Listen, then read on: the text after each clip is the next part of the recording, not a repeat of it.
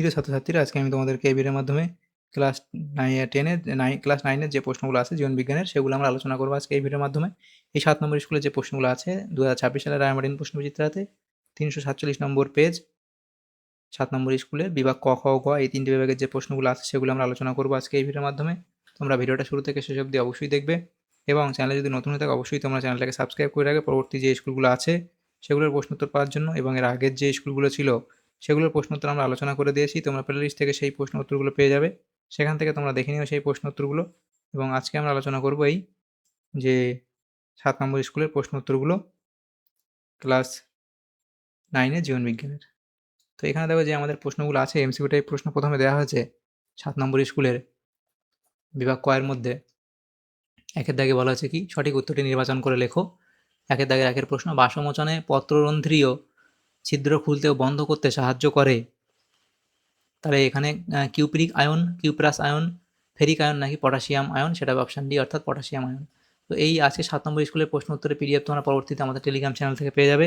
ডেসক্রিপশনে আমাদের টেলিগ্রাম চ্যানেলের লিঙ্ক দেওয়া আছে, সেখানে যুক্ত হয়ে যাবে, তাহলে পিডিএফগুলো সেখান থেকে তোমরা পরবর্তীতে পেয়ে যাবে। দ্বিতীয় প্রশ্ন বলা আছে দেখো, মাগুর মাছের অতিরিক্ত শ্বাসযন্ত্রের নাম।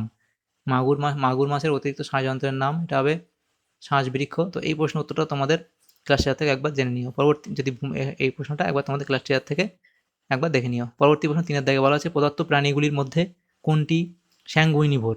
তো এখানে কোনটি স্যাঙ্গুইনিভোর হবে, সেটা হবে অপশান এ অর্থাৎ জোঁক। এর পরবর্তী প্রশ্ন কি, একটি নন প্রোটিন নাইট্রোজেনযুক্ত রক্তের উদাহরণ হলো। একটি নন প্রোটিন নাইট্রোজেনযুক্ত রক্তের উদাহরণ হলো, তাহলে সেটা কোনটা হবে? সেটা হবে এখানে আছে কি, এটা হবে অ্যামোনিয়া, অপশান সি। এর পরবর্তী প্রশ্ন, রজন এর একটি উৎস হলো। তাহলে রজনের উৎস হচ্ছে কি, সেটা হবে পাইন গাছ। তাহলে এখানে যে এমসিকিউ টাইপ প্রশ্নগুলো ছিল 5টা, সেগুলো আমরা আলোচনা করলাম। এর পরবর্তী প্রশ্ন হচ্ছে বিভাগ খ, সেখানে 10টা প্রশ্ন আছে, 1 নম্বর করে দেওয়া হয়েছে। 2-এর দাগে বলা হয়েছে কি, নির্দেশ অনুসারে প্রশ্নগুলির উত্তর দিতে বলা হয়েছে। 2-এর দাগের এ, একটি বাক্যে উত্তর দাও যে কোনো 2টি। প্রথম প্রশ্ন, কোন বিজ্ঞানী ফটোসিনথেসিস শব্দটি প্রথম ব্যবহার করেছিলেন। তাহলে সেটা এখানে হবে কি, সেটা হবে বিজ্ঞানী চার্লস বার্নেস। বিজ্ঞানী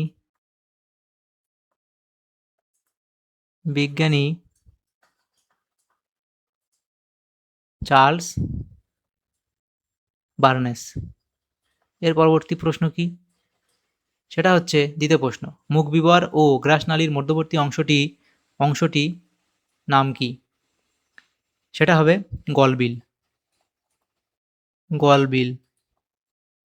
এর পরবর্তী প্রশ্ন, রক্তের কোন গ্রুপকে সর্বজনীন গ্রহিতা বলা হয়। তাহলে সর্বজনীন গ্রহিতা কোন গ্রুপকে বলা হয় রক্তের? এবি গ্রুপকে।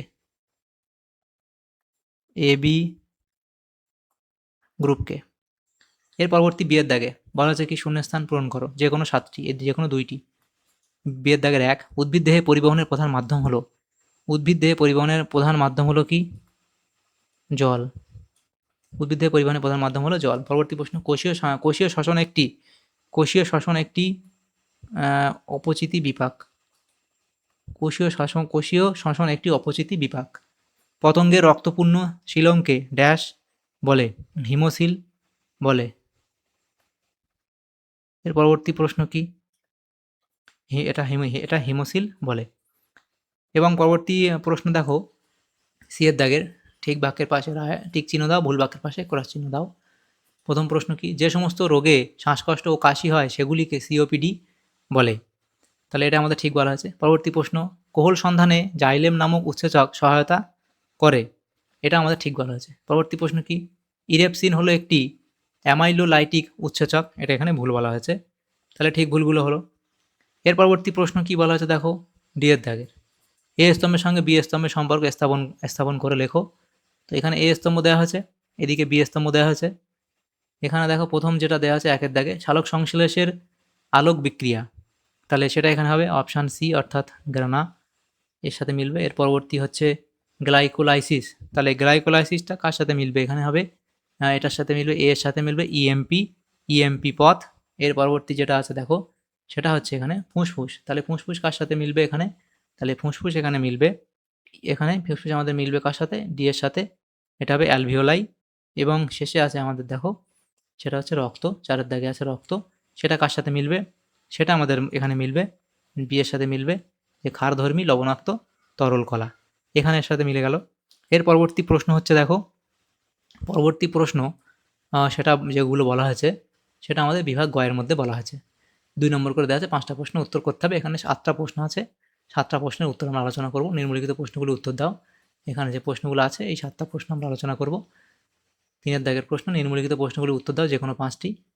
প্রথম প্রশ্ন, সালোক সংশ্লেষ প্রক্রিয়ায় সালোক সংশ্লেষ প্রক্রিয়ার সামগ্রিক রাসায়নিক সমীকরণটি লেখো। তাহলে সালোক সংশ্লেষ প্রক্রিয়ার যে সামগ্রিক রাসায়নিক যে সমীকরণ সেটা তোমরা লিখবে, এখানে লিখে দেওয়া হয়েছে, সেই সমীকরণটা লিখবে।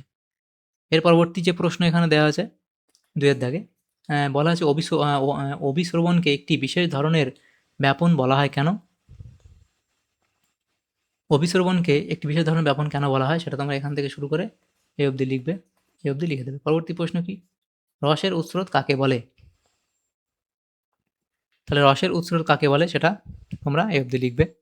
এর পরবর্তী প্রশ্ন বলা হচ্ছে দেখো 4 দাগের প্রশ্ন। 4 দাগের প্রশ্নে কি হচ্ছে, বলা হয়েছে 4 দাগের প্রশ্নতে যে হলজয়িক পুষ্টির পর্যায়গুলির নাম লেখো। তাহলে হলজয়িক পুষ্টির যে পর্যায়গুলি তার নাম তোমাদের লিখতে হবে পরপর, সেটা অবধি লিখবে।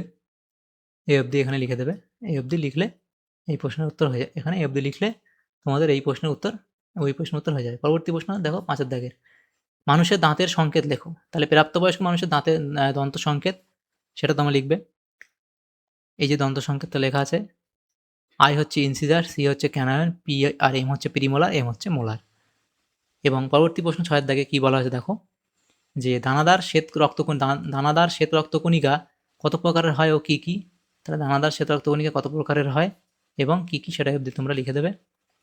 তাহলে দানাদার শ্বেত রক্তকণিকা, এখানে দেখো বলা আছে কি, দানাদার শ্বেত রক্তকণিকা কত প্রকার হয় ও কী কী, তাহলে সেটা কত প্রকার এবং কী কী সেটা তোমরা এই অবধি লিখবে, এই অবধি লিখে দেবে। এর পরবর্তী প্রশ্ন দেখো 8 দাগে, 7 দাগে বলা আছে কি, রেচনে ফুসফুসের 2টি ভূমিকা উল্লেখ করো। তাহলে রেচনে ফুসফুসের যে 2টি ভূমিকা তোমরা এটা লিখবে। তো এটা দেখো CO2টা ঠিক করে লিখবে, যে এটা এভাবে লিখবে। তাহলে এই অবধি তোমরা লিখে দেবে। তাহলে দেখো তার পরবর্তী প্রশ্ন কি, আচ্ছা এখানে এটা আমাদের আগের কোনো স্কুলের প্রশ্ন ছিল, এটা বাদ দাও। আমাদের যে 7টা প্রশ্ন ছিল, রেচনে ফুসফুসের 2টি ভূমিকা উল্লেখ করো, এই অবধি আমাদের প্রশ্ন ছিল, এই 7 অবধি। সেগুলো আমরা আলোচনা করলাম। বিভাগ ক, খ এবং গ এর মধ্যে যে প্রশ্নগুলো ছিল সমস্ত প্রশ্নের উত্তর আমরা আলোচনা করে দিলাম আজকে এই ভিডিওর মাধ্যমে। ক্লাস 9-এর 7 নম্বর স্কুলে জীবনবিজ্ঞানের সেকেন্ড সামেটিভের জন্য যে প্রশ্নগুলো ছিল জীবনবিজ্ঞানের, সেগুলো আমরা আলোচনা করলাম আজকে এই ভিডিওর মাধ্যমে বিভাগ ক, খ এবং গ এর মধ্যে। তোমাদের যদি সামান্যতম উপকার এসে থাকে ভিডিওটা অবশ্যই লাইক করবে এবং বেশি বেশি করে বন্ধুদের সাথে শেয়ার করবে। আর পরবর্তী যে স্কুলগুলো আছে সেগুলোর প্রশ্ন উত্তর পাওয়ার জন্য অবশ্যই তোমরা আমাদের চ্যানেলটাকে সাবস্ক্রাইব করে রাখবে। আর পরবর্তী যে স্কুলগুলো আছে সেগুলোর প্রশ্ন উত্তর পাওয়ার জন্য তোমরা আমাদের চ্যানেলটাকে সাবস্ক্রাইব করে রাখবে এবং পিডিএফগুলো পেতে চাইলে অবশ্যই তোমরা আমাদের ডেসক্রিপশনে লিঙ্ক দেওয়া আছে টেলিগ্রাম চ্যানেলে, সেখানে যুক্ত হয়ে যাবে। তাহলে পিডিএফগুলো পরবর্তীতে তোমরা সেখান থেকে পেয়ে যাবে। Thank you, thanks for watching.